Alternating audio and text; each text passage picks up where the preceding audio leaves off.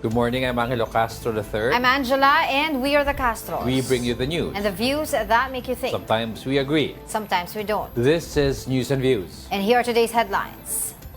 The Senate Blue Ribbon Committee has resumed its hearing on the flood control scandal with former DPWH Undersecretary Roberto Bernardo set to testify.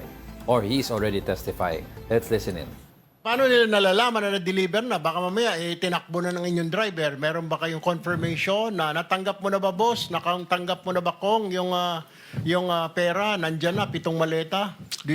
Paano po rin yun nasasabi sa kanila? Your Honor, ang instruction po ni Carlo, instruction ko po sa kanya, yung pagbibigyan po dito sa Fairview. Actually, parang nagpapapicture pa yata sila. Pero hindi ko po kilala yung tao. Yun lang po yung pinadala po doon. So, pinagkakatiwala nyo sa tao na hindi kilala? Yun po kasi yung binigay po na number. Pangalan at Yes number? Po, opo. Nung politiko o nung ni Undersecretary? Yes po, Your Honor. Alright, okay. No, Senator Erwin, no, kasi we have the whole day to do this.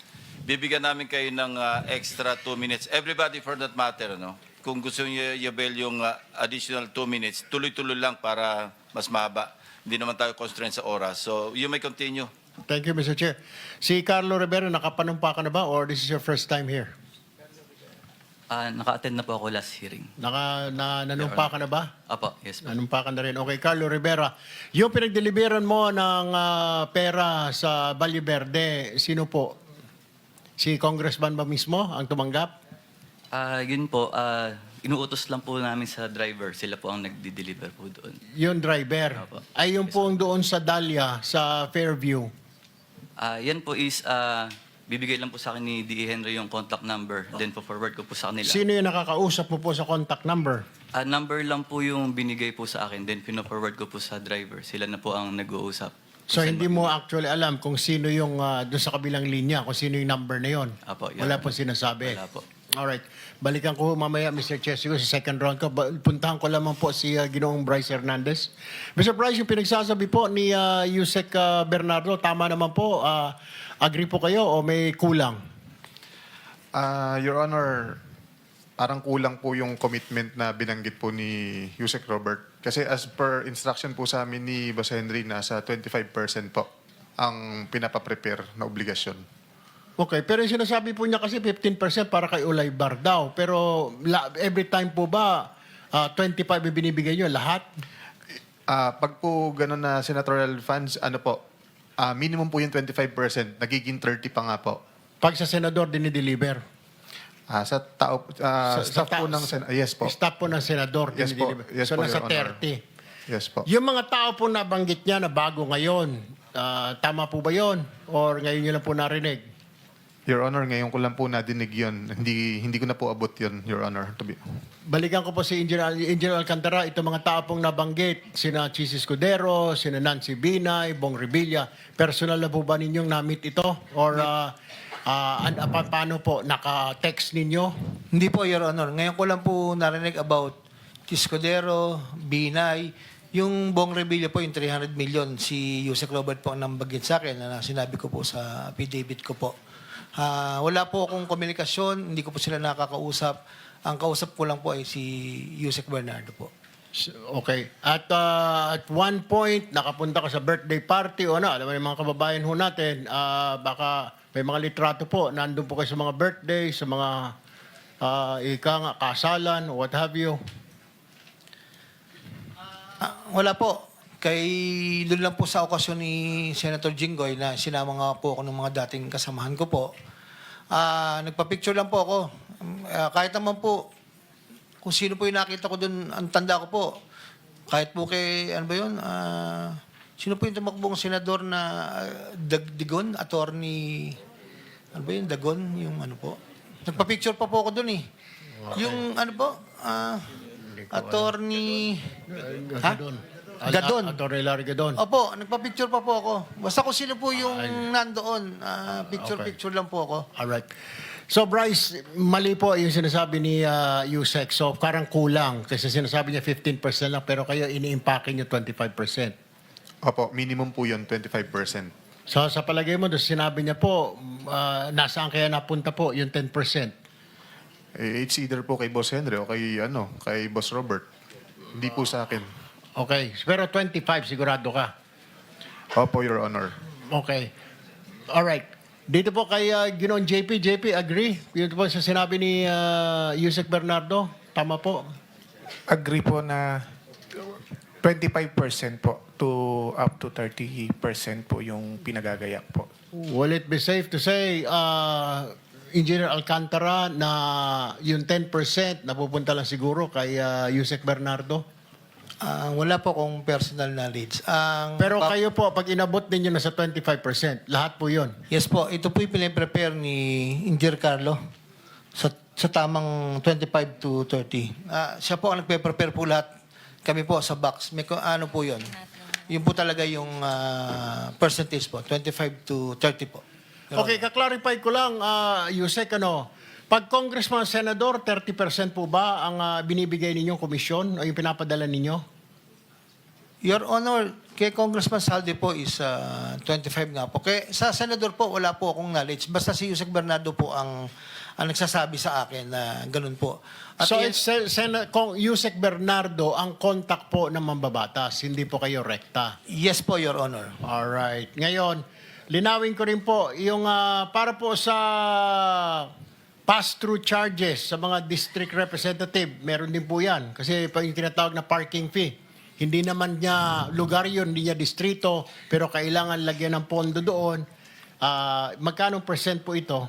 5% po, Your Honor. Hindi 6%, 5%. Meron pong panahon na nag-6 po dun 2024. Kasi po, yung pong, ito po ay sariling plano ko po. Actually po, ginagawa ko pong contingency sa iba at ang plano ko po talaga doon ay ibigay po kay Senator Joel po kung ano mo po yung makokolekta. Kung sino po yung mga, hindi naman po lahat, piling-pili lang po yung mga contractor na inaas ko na makahingi po ng tulong.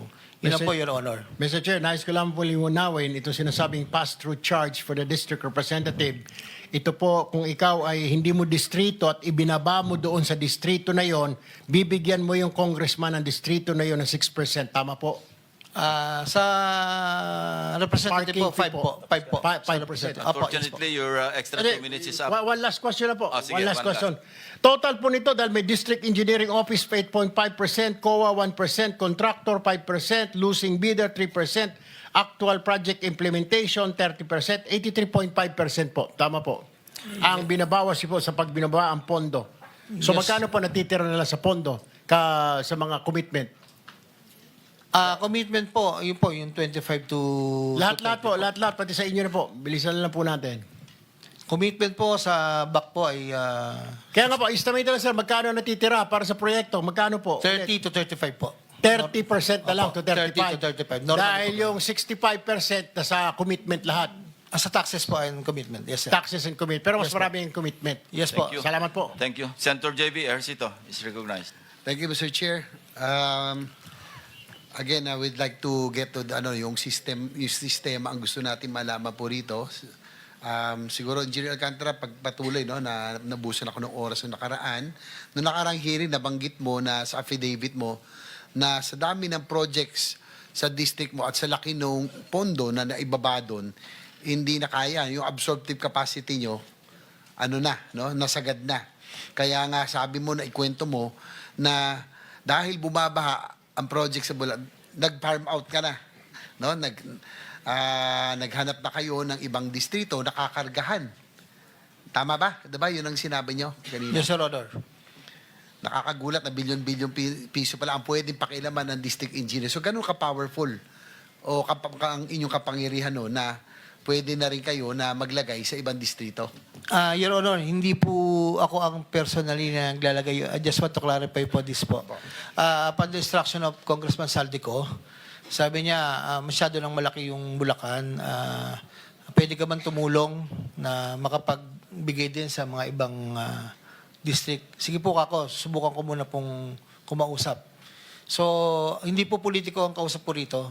It's the district engineer ko. Gusto niyo ba merong ganito, merong ganito. Kung sino ang interesado, papasa po ng listing sa akin, Your Honor. So, si Congressman Saldico ang nagsabi na maghanap ka ng pwedeng kargahan. Po, kung meron daw pong gusto, Your Honor. So paano kayo nakapagbalagay sa mga projects? So, halimbawa, nabanggit nyo yung ilan sa kabilang distrito ng Bulacan. Medyo malaki rin kasi ibang nakagugulat lang ako sa Paglobo, no? From NEP hanggang GAA, no? Pakiulit nga ulit kung sa kayo nakapaglagay. Tarlac first, Tarlac second, Pampanga third, and Bulacan second po. Ang tanda ko po ay parang una po 200 saka 300 po. Yun lang po.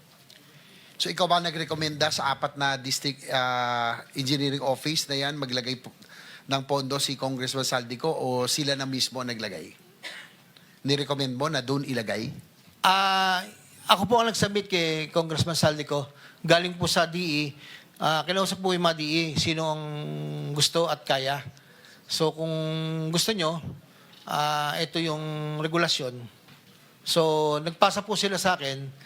Pag nagpasa po ng listing, pinapasa ko po kay Congressman Saldico. Nabanggit nyo rin ng huling hearing na hindi ito alam nung mga kongresista, nung mga distrito na nabanggit nyo. Tama ba? Yes po, Your Honor. So, Kasi, sorry po, sir. Sige po. Tuloy nyo. Di ilan po yung kinausap ko, Your Honor. Hindi alam ng mga kongresista sa Yes mga po, Your distrito. Honor. Opo. So pag ganito yung scheme, kanina yung binabanggit ni Senator Erwin Tulfo, yung parking, no? Parking scheme. Pag ganito, ibig sabihin, ito ba yung sagasa na hindi alam pero nilalagyan ng pondo? Posible po, pero posible din po si DE kung nakipag-usap po sila sa... Kasi dalawa yung Mr. Chair, dalawa yung scheme dito no? Yung isa na alam ng kongresista, may parking, gaya ng binabanggit ni Senator Tulfo kanina, pero meron din na talagang yung binanggit nyo na hindi alam ng kongresista pero talagang ilalagay, syempre para magkaproyekto lamang. Tama ho ba? Posible po, Your Honor. So ganun ang inaano ko rito, syempre ganun ka makapangyarihan din ang district Sir engineer JB, I office. think yung Sagasa is walang budget yun eh. Babrasuhin ibig sabihin, hindi niya ka-level yun. Mas mataas sa congressman yun. Ibig sabihin, Sagasa po eh. Di ba kanina si explanation ni Bryce Hernandez dati, pag Sagasa, walang komisyon. Pero pag parking, meron. Pero ito kasi talagang hindi alam ng kongresista no? So Opo, sa ganito, meron silang may parking fee o wala na? Tingin ko po yung district engineer po ang makakasagot po doon sa pinagdala namin. Sa kanila. Kung may usapan po sila ng politiko o hindi. Bryce, can you confirm? Linawin ko lang po, yung sagasa po, ibig sabihin, hindi po pinagpaalam sa congressman na ibababa tong pondo na to, pero meron din pong commitment to. So binibigay yon Bryce, sa mga DE na lang. Hindi alam ng congressman doon kasi walang commitment eh. Tama ba? Hindi po, may commitment po. Binibigay, iniipon din po ni boss yun. Hindi, ang sinasabi sa ibang district. Hindi mo inintindi. Sandali. Ang pinag-uusapan natin dito, yung ibang district po, Your Honor, di po ba? Yung ibang district, yung pong binigay sa ibang distrito. So baka hindi alam ni I'm sorry, Your Honor, galing po ako hindi nyo ng alam. washroom. Pinakonfirm. Anyway, hindi naman sa inaano natin na gusto ko lang matanong din yung kapangyarihan ng isang district engineer. Nabanggit nyo nung kamakailan. Yung pong mga proyekto, alam mo, si Senator Joel nag-request na mga school buildings at iba pa multipurpose yata para Yes sa po, Bulacan. opo, Tama ho? Opo. Pero sinabi nyo dahil ubos na ito'y pinalitan nyo na lamang ng flood control projects. Tama ho ba? Actually, hindi po ako ang nagpalit, Your Honor. Sino po? Sa central office po, kami po ni Yusek Bernardo ang nag-usap. Para palitan. Pumunta po kami kay Secretary tungkol sa allocation po, Your Honor. So, ganun din ibig sabihin, kayo po at si Yusek Bernardo, kaya nyo napalitan into flood control. Yung pong mga request na school buildings. Actually, Your Honor, yung multipurpose building, ako po nagre-report lang po dahil sila po yung Undersecretary for Luzon kung any concerns po sa politiko na nasa kupang ko. Sa kanila ko po sinasabi, Your Honor. O kasi, hindi naman sa inaano natin, no? Pero naalala ko lang kasi si Senator Joel, consistent yan doon sa flooding at ayaw niya ng flood control, supposedly. Yes, sir. Kaya nagulat ako, ba't siya nagkaroon ng flood control? At kayo po ang nagsabi na kayo po, kala ko kayo lang ang D office, pero alam din po ni Yusek Bernardo na pinalitan Apo. into yung pong request for school buildings and multipurpose? Yun po ay napag-usapan po sa namin ni Yusek Robert saka ni Secretary Bonoan at that time. Kasi nga hindi na po kayang i-accommodate po yung 1.5 na request po, Your Honor. At nabanggit nyo rin na meron alam nang hingi ba si Senator Joel? Hindi ko di sa inaano ko, no? Hindi Pero po. nire-reiterate lang natin yung inyo pong sinabi. Hindi po, Your Honor. Gaya po na sinabi ko, ako po yung gumawa ng paraan at alam ko po kasi galit na galit po si Senator sa flood control po. Oh, yun nga kasi, kaya natin tatanong, Mr. Chair, para malaman natin paano nila napapalitan. No? Kung sino, si DE ba? Hindi po. Kasama si Yusek Sa Bernardo. central office na po, nagsasabit po ng listing, Your Honor. So kanina po nasabi po ni Yusek Bernardo, pinakilala po pala kayo kay Saldico mismo. Tama Yes ho po, ba? Your Honor. At ang tinanong ay kung mapapagkatiwalaan daw ho kayo. So ilang beses ho kayo nagkakilala? Nagkaroon ng pagkakataon na magkasama? Ni Congressman Saldico Apo. po. Yes, sir. Yes. Congressman Saldico po, siguro po pinakamarami na po yung 2 to 3 times a year kami 2 to 3 magkita. times a year. Pinakamarami na po yun. Napakadalang po kami magkita. Basta yun lang pong minsan po nagre-request ako na ano na po ang sitwasyon. Pag malapit na po yung submission ng mga listahan, yun lang po, mga 30 to 40 minutes po kami nag-uusap. Pero, so bago magkaroon ng deadline para sa submission for the preparation ng NEP ba to o sa sa GAA na?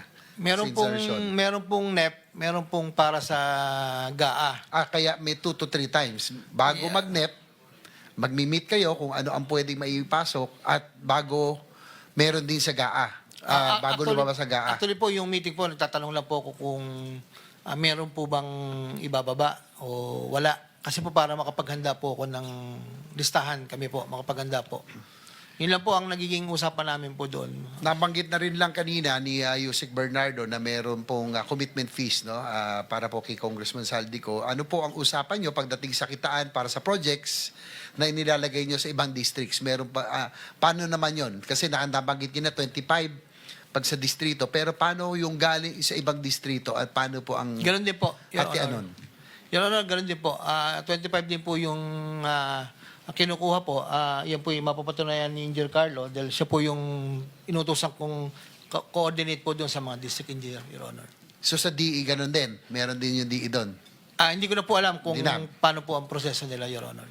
Well, itong anomalya ng flood control projects ay maituturing na isang malaking organized crime syndicate. Kaya nga, sana makabalik tayo muli doon, Mr. Chair, doon sa mga talagang perpetrator, sa mga nagsimula nitong nag-draw up nitong scheme na ito. No? Nakakalungkot, parang napupunta tayo dito sa mga kasama natin. Sinabi mo sa affidavit mo, ang connection mo kay dating Yusek Bernardo ng DPWH na kayo ay magkakilala noong 1997 pa. Malaking papel ang ginampanan mo sa pag-angat ng inyong career sa DPWH at mukhang malaki rin ang papel niya sa iyong pag-unlad, no? Sa madaling salita, malalim ang sabi na nga, malalim ang bulsa at pinagsamahan ninyo, no? Kanina umami naman si Yusek Bernardo at humingi ng tawad. Sa tingin niyo ba, bakit lubos ang kayong pinagkatiwalaan ni Yusek Bernardo? Ano ang binigay at pinakita mo sa kanya para ikaw ay mapili niyang tulungan makaangat sa buhay? Actually po, Your Honor, 1997 pa po, magkasama na po kami. Hanggang tumaas po siya ng posisyon. Kami po talaga yung mga sinasabi po sa distrito na bata-bata po nila, ganun. So, yun po yun. At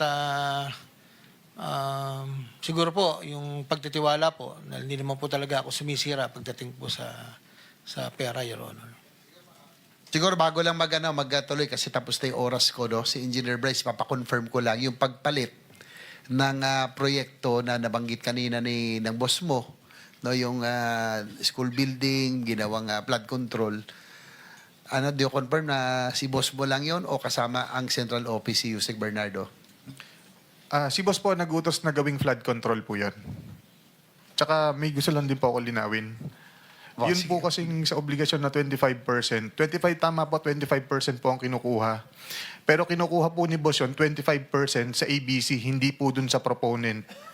So kung kukumpitin nyo po yun, meron po 2% na napupunta kay boss dun.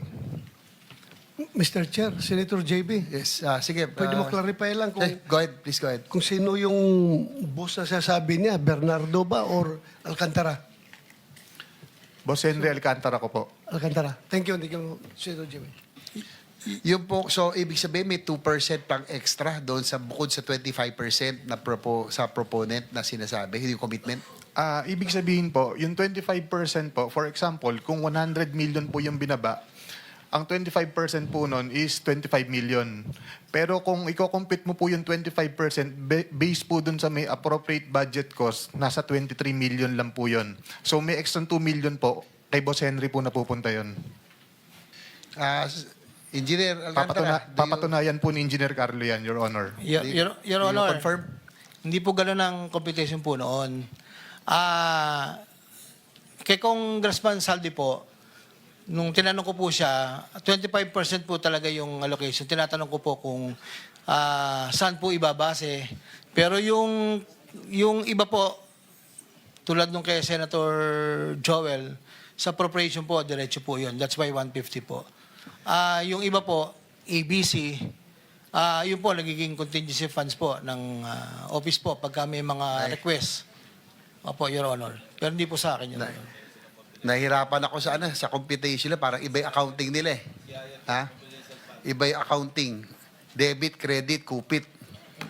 Parang iba yung accounting ng Hila, Mr. Chair, mamaya na lang pag nandito na si Yusek Bernardo. Yes, Senator De La Rosa is next. Senator Bam, sorry. Okay lang. Thank you, Mr. Chairman. Nandito po ba yung representative ng DPWH? Pwede po bang umupo muna dito sa harap? Yes, there is a representative from the DPWH. Si Gerald Bisnar, actually. Yeah. Haba pong paupo si... Anong pangalan? General Arthur. May mga tanong po ako tungkol sa CMPI, no? Diyan po iikot yung mga tanong ko, sir. Pero bago yon, gusto ko lang po tanungin si Engineer Henry. Last Blue Ribbon, tinanong ko po si Engineer Hernandez kung meron bang, may pinalampas ba kayo na proyekto na walang porsyentuhan. Sabi ho niya, Okay, that was the sixth hearing of the Senate Blue Ribbon Committee on the anomalous flood control projects. And you just heard the testimony of former Yusek Roberto Bernardo implicating several more senators. Yes, namely, of course, Senator Chis Escudero, which apparently he said received 20% kickback from the budget insertion. And then he also named former senators such Nancy as... Binay and Nancy current Mayor Binay. Makati. Yes, Nancy Binay, former Senator Bong Revilla, and Senator Angara. Pero yung kay Angara was parang in passing. All right. All right, and now let's get the latest updates on the Senate hearing as well. We have mobile journalist Mermon Reyes. Good morning, Angela, Angelo. Dito sa ika-anim na pagdinig ng Senate Blue Ribbon Committee, kumanta na rin itong si dating DPWH Undersecretary Roberto Bernardo na ngayon ay nasa Department of Justice kasama si Justice Secretary Crispin Remulla para sa pag-evaluate ng kanyang affidavit at para rin makita yung kanyang application nga para mapasailalim sa Witness Protection Program. At kanina lang yung ilan sa mga na-implicate na pangalan ni Bernardo. Itong dating senadora Nancy Binay na ngayon ay Makati Mayor na kung saan taong 2024 meron daw staff ito si Binay na nag-request for a commitment of 15% and that amounts to 37 million pesos worth mula doon sa government projects. Nirelay daw ito ni Engineer Henry Alcantara and then deliver daw para kay Binay sa isang bahay sa Quezon City. Even former Senator Bong Revilla, year 2024, nagkaroon din ng sinasabi nakatanggap daw ito ng 125 million pesos or that's 25% na commitment mula sa mga government projects at ito raw ay naturang para sa kanyang pagtakbo bilang senador para sa taong 2025. And even si dating Senate President Chis Escudero nasabi itong kanyang campaign contributor na kaibigan ni Bernardo, nag-request daw ito ng 20% ng 800 million pesos worth ng government projects, and that amounts to 160 million pesos. And ito ay personal daw na dinala ni Bernardo para dito kay Chis Escudero, kay Menard Ngu. So 160 million pesos yun, and even itong si DepEd Undersecretary Trigiv Olaivar, nadawit din dito at sinasabi mula doon sa 2.85 billion pesos na mga proyekto, ang nirequest naman daw ay 15%. Balik sa inyo. The benefit of our viewers, Merrimon, nandiyan pa ba ngayon sa Senado si former DPWH Yusek Bernardo? Or nakaalis na sila? Nakaalis na, dinala na sa DOJ? Angela, pagkatapos ng pagbabasa nitong sworn statement ni Bernardo, agad namang sinabi ni Justice Secretary Remulla yung approval ng Senado, hinihingi niya nga raw agad para ma-evaluate na agad itong si Bernardo. So kani-kanina lang, wala pang mga 30 minutes or so, umalis na dito sa Senado, at inaasahan na babalik naman around after lunch itong si Bernardo pati si Remulla pagkatapos i-evaluate. So Merrimon, confirmed yan, Bernardo will have the chance to talk to the other senators. Specifically, si Senator Bato wanted nga sana, no? Correct me if I'm wrong, wanted to talk to former Yusek Bernardo bago umalis.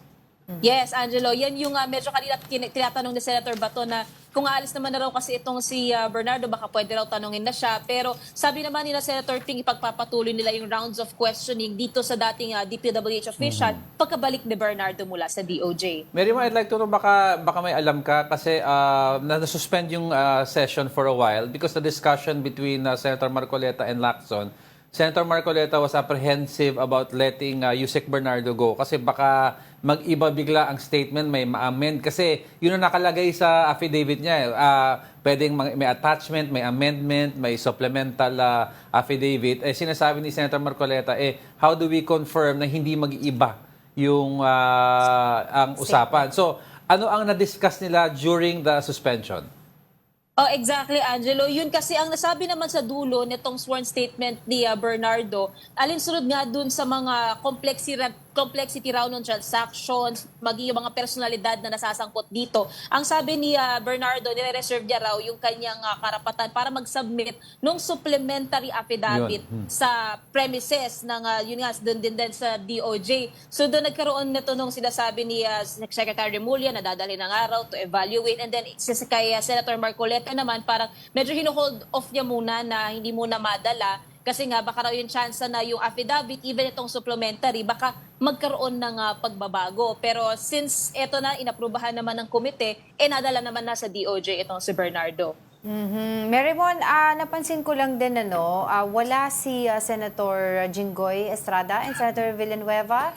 Ito ba ay voluntarily na hindi sila pupunta or nasa ICI sila ngayon? Or ito na ba yung sinasabi na hindi na lang muna sila a-attend para hindi mangyaring, kumbaga, nagiging depensa nila, no? Nagiging forum ito to defend themselves, no? Itong hearing na ito.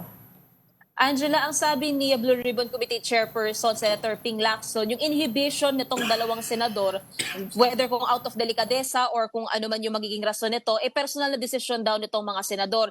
Hindi raw nila maaaring mapigilan o pigilan itong dalawa sa kanilang partisipasyon kung nais nila, lalo na dito kay Senator Jinggoy na very active sa mga lumipas na pagdinig ng Blue Ribbon. Nitong fifth hearing, tsaka ngayong araw, hindi lang natin siya nakita, pero so far wala pa naman kasi nga nilalabas na statement itong dalawang senador kung personal talaga nilang desisyon ng mag-inhibit o kaya naman baka pinatawag nga sila ng Independent Commission on Infrastructure, and possibly baka sa mga susunod pang pagdinig, depende sa kanilang magiging desisyon kung dadalo pa sila. Ang sabi rin ni Senator Ping dito last time, nakadepende rin yung kanilang partisipasyon kung sakaling magkakaroon na ng charges o kaso na ipa-file sa kanila. At kapag naging convicted ang mga ito, doon na posibleng magkaroon ng pagbabago din sa magiging partisipasyon ng mga senador. Merrimon, si Senator Escudero ba is in the premises because he was implicated also a while ago?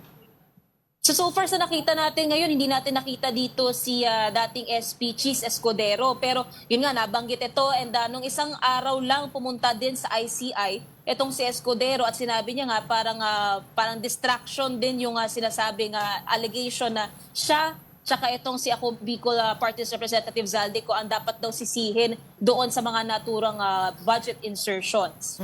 Lastly, Merimon, this is probably the second to the last hearing na gagawin ng Senado regarding this anomalous flood control project sa bago nila i-turn over sa ICI. Angela, ang nasabi last time ni SP Soto dyan, 1 to 2 final Blue Ribbon hearings na lang daw ang mangyayari, and then Blue Ribbon committee meetings na lang ang kanilang gagawin, hindi na raw public hearings. Pero kanina, sa simula rin ng pagdinig na sabi ni Senator Ping na sa susunod na hearing, so kinonfirm ni Senator Bato, so ibig sabihin po meron pa tayong inaasahan na susunod na pagdinig. Sabi ni Senator Ping, mukhang mangyayari pa yun. Lalo pat sa simula rin ng hearing kanina, hinahanap din ni Senator Marcoleta nga itong si Congressman Zaldico na inaantabayan na niya kung pwede bang ipatawag ng Senado. Pero sabi ni Senator Ping, meron kasing inoobserbahan na interparliamentary courtesy. So kung magkakaroon ng inisyatibo, itong si Ko, kung nasa ang bansa man siya manggagaling na pumunta, magiging bukas ang Senado. Pero for Senator Marcoleta, gusto niya imbitahan na itong si Zaldico. Alright, thank you for that, mobile journalist Merimon Reyes. We'll be back with more stories after the break. Keep it here on One News.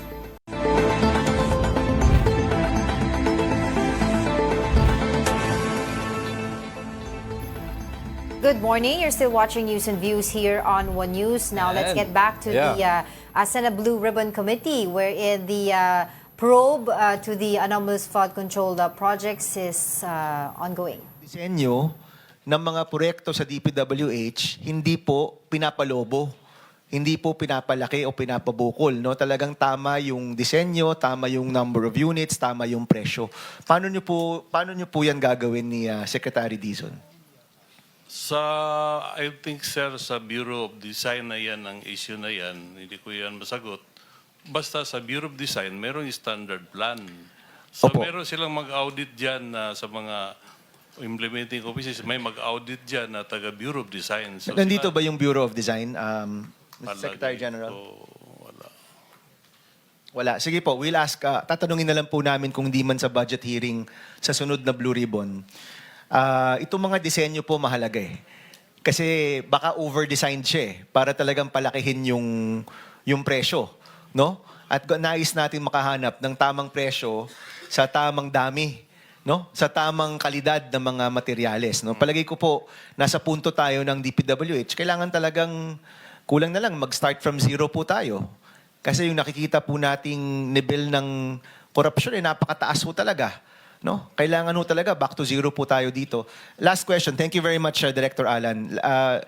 Engineer Alcantara, itong mga nabanggit na yung CMPD, mas mataas, yung dami ng mga unit, pinapataas. Do you confirm this, na isa itong paraan para palubuhin yung presyo?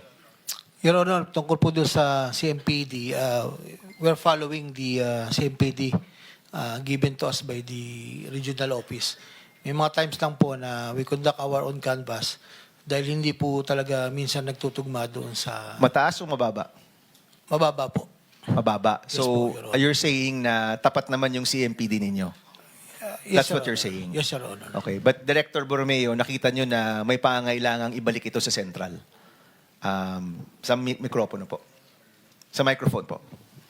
Tama po, to centralize all of these materials prices. Sige. So we will check this, Director Borromeo, sa susunod na budget hearing ng DPWH o baka sa Blue Ribbon.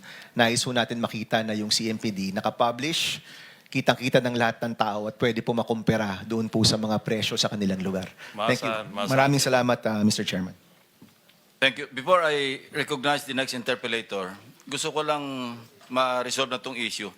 Kay Engineer Hernandez, may sinasabi yung lawyer mo sa interview na may mga senador pa at both incumbent at saka past, yung former.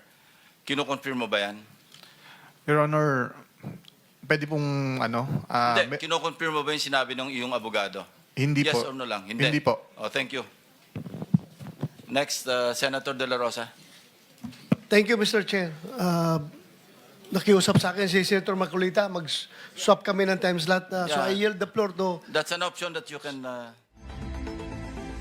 All right, so this just in, Justice Secretary Boying Rimulya said resigned DPWH Undersecretary Roberto Bernardo is now considered a protected witness under the Witness Protection Program but must still undergo evaluation. Yeah, clarify ang protected witness is not a state witness Yes. yet or a star witness ng Yes. Estado. So, he's still not immune from possible jail time. All right, now let's go to weather. Severe tropical storm Opong maintains its strength while over the Philippine Sea. Let's get the latest from Pag-asa weather specialist John Manalo. Hey John, thanks for joining us. Apo. Go ahead po.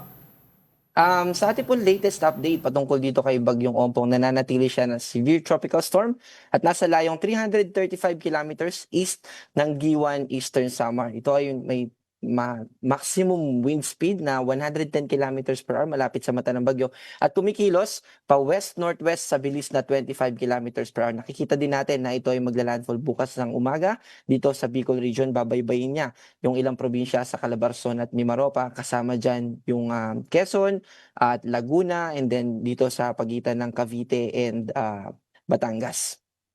John, I'd like to clarify yung ano ang magiging direct effect dito sa Metro Manila with regards to wind signals, no? Kasi I understand in regards sa rain volume madami tomorrow tatama sa NCR, but yung wind signal meron ba maitataas tomorrow? Opo, actually maaari pong umabot ng signal number 3. Ngayon ay Sa Metro nasa Manila, John? Signal Po, number 3 sa Metro Manila? Opo.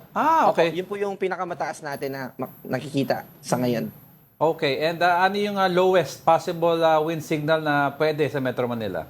Signal number 1 po. Ayun. For idea lang, no, John, so that people sa Metro Manila can prepare, no? Pag nag-signal number 3 tayo, ano epekto nito with regards to houses na gawa lang naman sa light materials? Kapag signal number 3, yan po yung hangin na 89 to 117 kilometers per hour. So mabilis po yan, at kung halimbawa yung mga infrastruktura o kung may tent tayo na mga nakalatag o bahay natin na gawa sa light materials na pwedeng matangay o masira ng ganong kalakas na hangin, 170 kilometers per hour, ay yun po yung posible na mga ma-damage. And then kapag hindi, halimbawa, mabuhaghag yung lupa na tatayuan ng mga puno at hindi ganoon ka tibay yung kanyang pagiging yung size niya at dun sa tibay nung sa kanyang kung saan siya nakatubo, pwede rin din po yun na matumba. So if in other words, John, itong signal number 3 na tatama sa NCR would be the strongest na tatama sa NCR within the year at least? Yes po. And may effect din ba ang habagat dito? Opo, yung habagat ay bali dun sa ilalim na parte nitong si Bagyong Opong, dun po mas marami yung magiging mga pag-ulan. At also, may scenario din po tayo na nakikita na bahagya pa na posibleng bumaba yung truck nitong si Opong, at pag ganun po yung nangyari, ay mababawasan yung mga pag-ulan dito sa Metro Manila, pero yung hangin ay mananatili na mararanasan pa rin po natin. Meron pa ba tayo ibang inaabangan pa na sa ating na weather system, sa ating papasok sa ating Philippine Area Responsibility? Meron po tayong TC threat potential. Ito po yung nagpapakita ng halimbawa ay may mamumuo ulit sa susunod na 2 linggo. And sad to say na may nakikita pa rin po tayo na may potential na maging LPA. Hopefully ay hindi na po ito magtuloy-tuloy. Ay doon sa second week natin nakikita natin na may posibilidad, pero hopefully na hindi na po ito muling makapinsala katulad ni Nando at saka ni Opong. Alright, maraming salamat sa iyong oras, Pag-asa Weather Specialist John Manalo. Salamat. Right, the DPWH has asked the Anti-Money Laundering Counselor AMLAC to freeze the assets of certain employees and contractors linked to questionable flood control projects. Mobile journalist Julie Baisa with the story. The Public Works Department has issued show cause orders to 10 of its officials. The DPWH is compelling some to explain their alleged involvement in ghost or substandard projects, while others were being asked about their lavish lifestyle. Including DPWH NCR Regional Director Gerard Opulencia, Central Visayas' former RD Danilo Villa, and Attorney Brando Raya of Central Visayas. For subpar projects, An explanation is being expected from Gerald Pacanan, former Regional Director of Mimaropa, Isabelo Baleros, former head of the Las Piñas Muntinlupa District Engineering Office, Almer Miranda, Pampanga 1st DE, Gil Lorenzo of La Union, Arturo Gonzalez Jr. and Johnny Protesta Jr., both district engineers in Quezon City. And cited for failure to cooperate with ongoing investigations is Cordillera Regional Director Kadafi Tanggol. These officials have 5 days to submit their written replies. Kung hindi sila sumunod, makakasuhan sila administratively and even criminally. So sumunod na kayo ngayon pa lang. Kung meron kayong mga nagagaman tungkol sa mga proyekto sa iba't iba nyong area, lumapit na kayo sa amin at magsalita na kayo. The DPWH has also asked the Anti-Money Laundering Council to freeze luxury cars registered under the names of 26 DPWH officials and employees, plus private contractors linked to flood control projects worth almost 474 million pesos. The priciest motor vehicles were registered under Sara Diskaya at 218 million pesos and her husband, Pacifico Curly Diskaya, the second at 59 million pesos. Luxury cars of dismissed engineers Henry Alcantara and Bryce Hernandez were somewhere between 670,000 and 35 million pesos. On Wednesday afternoon, Hernandez turned over to the Independent Commission for Infrastructure 2 of his vehicles.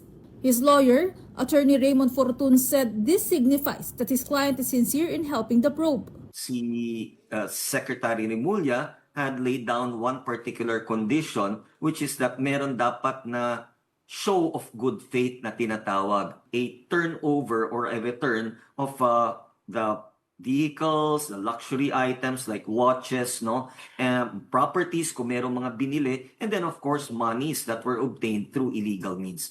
Umpisa pa lamang sinabi na namin sa kanya that this is the path that I desired, no, that he would take. Meantime, the DPWH also has its eyes on Congressman Zaldico's air assets worth almost 4.7 billion pesos. These include at least 2 Augusta Westland choppers, 3 Bell choppers, and a Gulfstream plane. Secretary has also asked AMLAC, the NBI, and the Civil Aviation Authority of the Philippines to have these assets frozen as well. Maniwala po kayo, umpisa pa lang po ito sa mga hahabulin nating mga assets. At hindi po kami titigil hindi mabawi ang pera ng taong bayan. The House of Representatives has suspended its probe into anomalous flood control projects to give way to the Independent Commission for Infrastructure. Committee Chair Terry Redon said all findings and documents have been turned over to the ICI, stressing the move ensures impartiality. Lawmakers also want to strengthen the Commission's powers, including subpoena and contempt. The House hearing earlier revealed testimonies from dismissed DPWH engineers and flagged ballooning revenues of contractors tied to the projects. The Senate, however, will continue its own investigation. And for more updates over at the House of Representatives, we have mobile journalist Amy Atienza. Amy, what's the latest? Yes, good morning, Angela, Diego. Dito nga sa House of Representatives, no, pinaabangan pa natin dahil kahit tulad nung narinig natin kanina na formally na-suspend na nga itong Infracom hearings dito sa House of Representatives, ngayon kasi ay meron tayong budget plenary session or budget plenary debate kasama naman ng MMDA. At kahapon nabigyan na tayo ng konting heads up ni Representative Edgar Erice na magtatanong nga siya sa MMDA about flood control projects. So kahit mawawala na yung Infracom hearings, dito naman sa budget briefings and budget deliberations na ginagawa ng Kamara, ay maririnig pa rin natin from time to time itong mga flood control projects. And syempre inaabangan pa rin natin kung ano nga ba yung magiging sagot ng ibang ahensya patungkol dyan. Pero bukod pa dyan, kahapon kasi naging viral din sa internet yung video na inilabas ni Congressman Kiko Barzaga kung saan nga parang hinarang siya ni Representative Garin at kahapon nakausap na rin ng Kamara si Representative Janet Garin patungkol dyan at sinabi niya naman na kaya niya hinarangan yung camera, nilinaw niya na kaya niya hinarangan yung camera ay dahil gusto niyang kamustahin si former House Speaker Martin Romualdez kay Majority Leader Sandro Marcos. At yun na nga, nagsorry naman daw si Congressman Barzaga sa kanya at naging maayos na. pagkatapos nun. Pero so far, ngayon dito sa House of Representatives, no, inaabangan pa natin kung ano nga ba yung magiging budget deliberations or budget hearings patungkol nga sa MMDA. Angela, Jago? Amy, may isang question lang ako sa'yo, no? Yesterday kasi nag-tweet, no, or nag-post si Congresswoman Laila De Lima saying na suriin nating maigi ang budget, hindi pwedeng niraratsyada at hindi pwedeng bara-bara. Can you expound this for us? Kung anong ibig niya sabihin with this?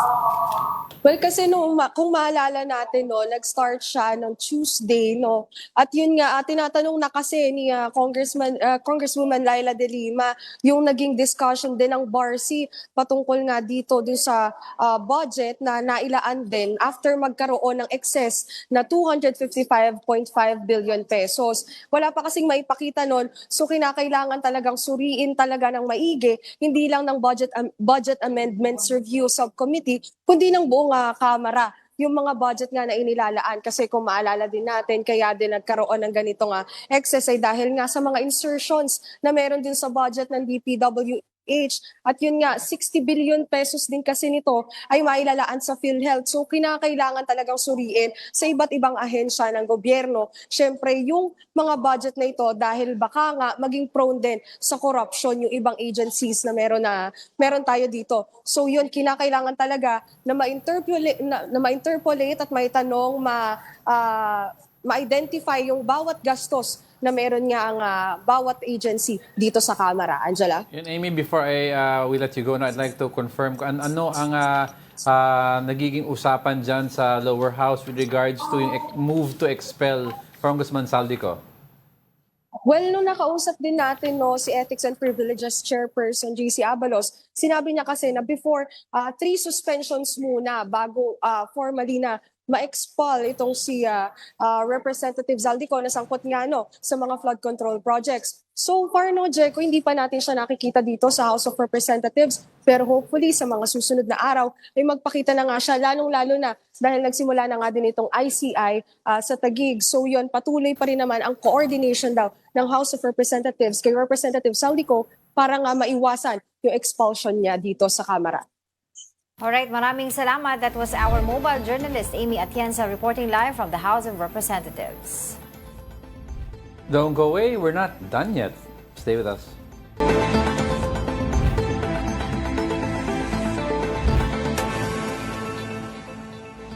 Welcome back. You're still watching News and Views here on One News. The National Union of People's Lawyers has condemned the arrest of protesters during the September 21 anti-corruption rallies. And to tell us more about it, we have Attorney Jocelyn Dainla, spokesperson of the NUPL. Did I pronounce your family name correctly? I hope so. Okay, that's good. Tama naman po. Ay, okay, salamat po sa pagsama sa amin ngayong umaga. Unang-una, kamusta po? Napuntahan nyo na po ba yung ilang mga na-detain? How many protesters were detained during the September 21 rally? And ilan po dito yung minor de edad? Based dun sa tala na binigay sa amin, there are a total of 216 individuals arrested during the September 21 mobilizations. And among these 216 are 91 minors. We do not, however, know the breakdown of, in terms of age, yung tinatawag nating children at risk and children in conflict with the law. Children at risk, ito yung mga below 15, who do not have criminal liability at all. And ito yung mga dinedemand nating ma-release na agad sa kanilang pamilya. Maski na yung mga children in conflict with the law na below 18 years old. And we have information that they have been transferred to various facilities of the DSWD, and they are to be referred to their respective local social welfare offices ng kanilang mga LGUs. Kaya lang ang panawagan natin yung kagyat, yung agaran na pag-release sa kanila kasi it's almost 4 days after their arrest. And yet, some of them are being charged with violations of the revised penal code and several special penal laws. Tingin natin ito ay paglabag sa karapatan ng mga bata at minor de edad, lalo na kung titingnan natin kung ano yung dinanas nila from the point of arrest. Marami sa kanila dumanas ng physical na pang-aabuso hanggang dun sa pagpiit sa kanila doon sa Manila Police Headquarters at iba't ibang mga presinto ng Manila Police District. We're able to confer with many of them. In fact, we rendered legal assistance during the inquest proceedings, which took place yesterday and the other day at the MPD headquarters and yesterday at the Manila City Hall. Okay. At inaabangan natin yung magiging resolusyon sa kanila. Right. Attorney, tanong ko lang kasi parang nung, di ba, nangyari itong rally Sunday, September 21, and I read a report na yung inquest proceedings nagsimula lang nung Tuesday. Perhaps you can enlighten our viewers sa ano po ba yung tamang proseso dito? Hindi po ba parang medyo late na yung inquest proceedings? Tama yun, no? Matindi yung delay na dinanas ng mga inaresto. Kasi sa batas natin, meron tayong periods kung saan dapat madala sa judicial authorities. Ibig sabihin po nito, dapat sila ay makasuhan, no? Ma-file ng mga information o kaya yung written charges.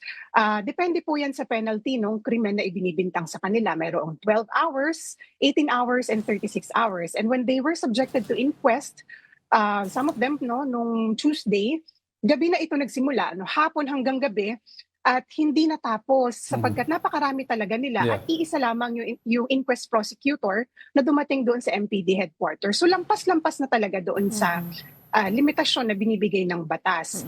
May paglabag na yan, no, doon sa provision ng revised penal code.